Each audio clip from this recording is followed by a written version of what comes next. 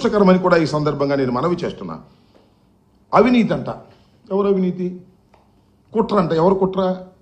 అవినీతి మీరు, నేను అనలేదుగా. ఎవరన్నారు? మోడీ గారు అన్నారు. ఏటీఎం, ఏది ఏటీఎం? పోలవరం ఇది ఏటీఎం అని మీ ప్రధానమంత్రి గారే అన్నాడు. ఫండ్ ఇచ్చా ఆయన అన్నాడు. అవినీతి ఎవరిదండి? మాదే మీదా? మీరు పూర్తిగా అవినీతి చేశారు, పూర్తిగా అన్యాయం చేశారు, అవగాహన రాహిత్యం చేశారు. సందు దొరికింది కదా అని చెప్పేసి జగన్మోహన్ రెడ్డి గారి మీద, వైఎస్ఆర్ కాంగ్రెస్ పార్టీ మీద బురద జల్లేటటువంటి కార్యక్రమాలు మీరు చేస్తున్నారు. ఇది తగదని కూడా ఈ సందర్భంగా నేను చెప్పదలుచుకున్నా.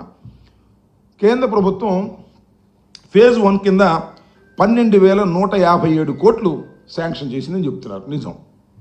దానికి కారణం వైఎస్ఆర్ కాంగ్రెస్ పార్టీ. గర్వంగా చెప్తున్నా. మేము కింద నుంచి ఫైల్ నడిపి జస్ట్ బిఫోర్ ఎన్నికలకు ముందు క్యాబినెట్లో పెట్టాల్సింది. అప్పటికి ఏలియన్స్ కుదిరింది వీళ్ళకి. వెళ్ళి లబోదిబో మీరు క్యాబినెట్లో పెట్టమాకండి, ఇప్పుడు దీన్ని శాంక్షన్ చేయమాకండి, శాంక్షన్ చేస్తే జగన్మోహన్ రెడ్డి గారికి మంచి పేరు వస్తుందేమో, ఓట్లు పెరుగుతాయేమో అని అడ్డం పడ్డారు. ఆపారు. సరే అడ్డం పడ్డారు, ఆపారు. మొన్న శాంక్షన్ చేసుకున్నారు. శాంక్షన్ చేసుకుంటే 12,157 కోట్లు ఫస్ట్ ఫేజ్కి 41.15కి శాంక్షన్ చేశారు. That is the first phase. రెండో ఫేజ్ సంగతి దేవుడు ఎరుగు, దాని సంగతి మళ్ళీ చెప్తా. 2,300 కోట్ల రూపాయలు ఆల్రెడీ రిలీజ్ అయింది.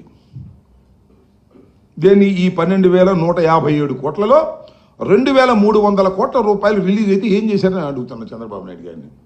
మొత్తం డైవర్ట్ చేసుకున్నారు, స్టేట్ గవర్నమెంట్కి వాడుకున్నారు. ఎందుకు చెప్తున్నానంటే, మమ్మల్ని అన్నారు.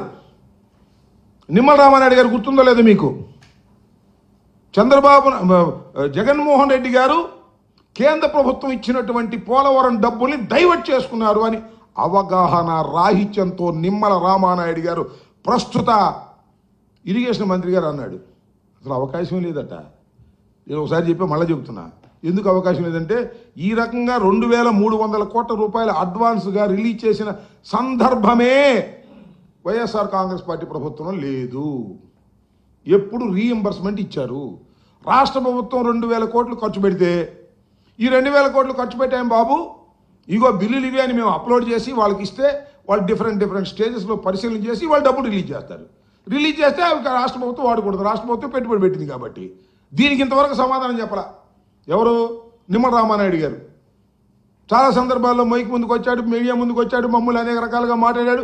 ఇంతవరకు రాష్ట్ర ప్రభుత్వం ఖర్చు పెట్టిన డబ్బులు వస్తే అవి మేము ఖర్చు పెట్టుకుంటే దాన్ని ఎట్లా అంటారయ్యా బాబు మీరు డైవర్షన్ అని?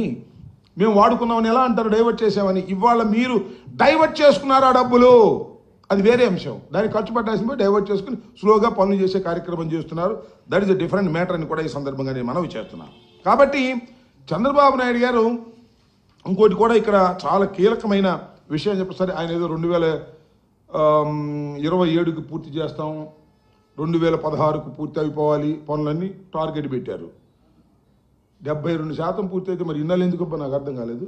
మా టైంలోనేమో మేమేం చేయలేదు అంటున్నాడు, మేము 3% చేస్తున్నాం అన్నాడు. ఏదో పిచ్చి లెక్కలు చెప్తున్నాడు. నేను మనవి చేస్తున్నా, వైఎస్ఆర్ కాంగ్రెస్ పార్టీ అధికారంలో ఉన్నప్పుడు 3 సంవత్సరాల పాటు అసలు పనులు చేయడానికి వీలైన పరిస్థితులు ఉన్నాయి. తెలుసా మీకు? ఏంటది? కరోనా దొరకల కూలీ. అయినా సరే మొత్తం నదిని డైవర్ట్ చేసి ప్రవాహాన్ని మళ్లించినటువంటి ఘనత వైఎస్ఆర్ కాంగ్రెస్ పార్టీ ప్రభుత్వానికి దక్కుతుందని కూడా ఈ సందర్భంగా నేను మనవి చేస్తున్నా. స్పిల్వేని పూర్తి చేసింది మేము, గేట్లు పెట్టింది మేము, lower copper dam, upper copper డ్యాములు పూర్తి చేసింది మేము. ఇన్ని పూర్తి చేస్తే చంద్రబాబు నాయుడు మేమేం చేయలేదంట, ఆయనే మొత్తం చేశాడంట. వరల్డ్ రికార్డ్ అంటే ఏదో చెప్తున్నాడు. రికార్డే మొత్తం వేసి పారాడు సిమెంట్ బిల్లు కోసం, డబ్బులు చేసుకోవడం కోసం. స్పిల్వే ముందు కాంక్రీట్ టప టప టప టప వేసారు. ఏమి లేదు దానికి, వేసేయటమే. వేసేసారు, బిల్లు చేస్తున్నారు, డబ్బులు తీసుకున్నారు. ఆ నవయ్యగాతో షేర్ కలుపుకున్నారు. రామోజీరావు గారు బంధువు నవయ్యగా వీళ్ళు డబ్బులు తీసుకునే కార్యక్రమాలన్నీ చేసేటటువంటి పరిస్థితికి వచ్చి ఇవాళ మమ్మల్ని మాట్లాడేటువంటి పరిస్థితి చేస్తున్నారు. ఇంకో అంశం నేను 2-3 సార్లు అడిగాను, కానీ చంద్రబాబు నాయుడు గారు కానీ రామానాయుడు గారు కానీ సమాధానం చెప్పరు. ఏంటంటే 2 దశలు.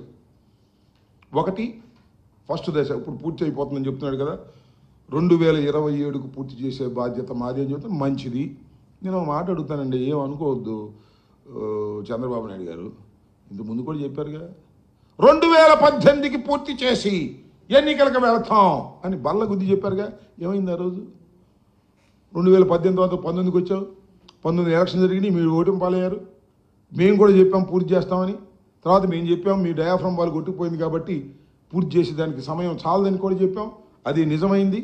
ఆ రోజు 2018కి పూర్తి చేస్తామని బల్లలకు వచ్చినప్పుడు కూడా ఈనాడు, ఆంధ్రజ్యోతి వాళ్ళ మీడియా దుమ్ము దులిపేశారు. వాళ్ళు ముడిపేసినట్టు. ఇవాళ పేపర్లో చూస్తే ఆశ్చర్యం వేస్తుంది నాకు. పరుగులు పెడుతున్న పోలవరం అంట. ఎక్కడ పరుగులు పెడుతుందో నాకు అర్థం కాల.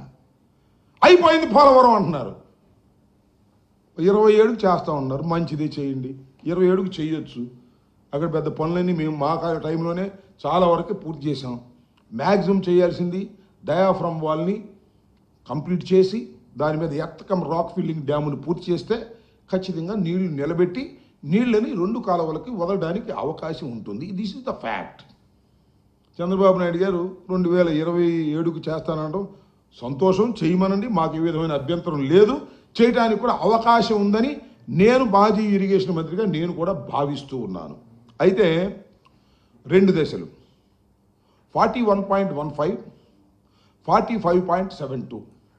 ఇక్కడ మొన్న చంద్రబాబు నాయుడు గారు చెప్తున్నాడు కదా, మొన్న 12,000 కోట్ల రూపాయలు విడుదల చేశారని మొదటి ఫేజ్కి. ఇక్కడ జరిగినటువంటి కుట్రనండి. చంద్రబాబు నాయుడు గారు పాపం కేంద్ర ప్రభుత్వంతో భయపడి అంగీకరించాడో తెలియదు నాకు, లేకపోతే మోడీ గారు చంద్రబాబు నాయుడు గారు మాట్లాడుకుని చేశారో నాకు తెలియదు. ఆ రోజున ఏ విధంగా అయితే ప్యాకేజ్ తీసుకుని అది ఎగ్గొట్టేశారో, ప్రత్యేక హోదాని ఎగ్గొట్టేశారో, అదే రకంగా ఇవాళ 41.15కు మాత్రమే ఈ ప్రాజెక్టును పరిమితం చేయడానికి చంద్రబాబు నాయుడు గారు అంగీకరించారు. 2వ దశ లేదని చెప్పారు. 2వ దశ ఉంటే మొన్న క్యాబినెట్ నోట్ చూపించమని అడుగుతున్నాం, దాన్ని చూపించలేదు. ఈ మొదటి దశతోనే పూర్తి చేసేసి మళ్ళా రీహాబిలిటేషన్కి దీనికి ఇవ్వాల్సినటువంటి 30,000 కోట్లు ఎగ్గొట్టేయాలని చెప్పేసి సింపుల్గా తప్పుకోవాలని కేంద్రం నిర్ణయించుకుంది. ఆ కేంద్రం నిర్ణయంలో చంద్రబాబు నాయుడు గారు కూడా పాత్రధారుడయ్యారు. ఇది మొత్తానికి బ్యారేజ్ కిందే చేయాలనేటువంటి ప్రయత్నం చేస్తున్నారు. ఇది చాలా దుర్మార్గమైంది. పోలవరం నిర్మాణం ఆశించింది ఇది కాదని కూడా ఈ సందర్భంగా నేను మనవి చేస్తున్నా.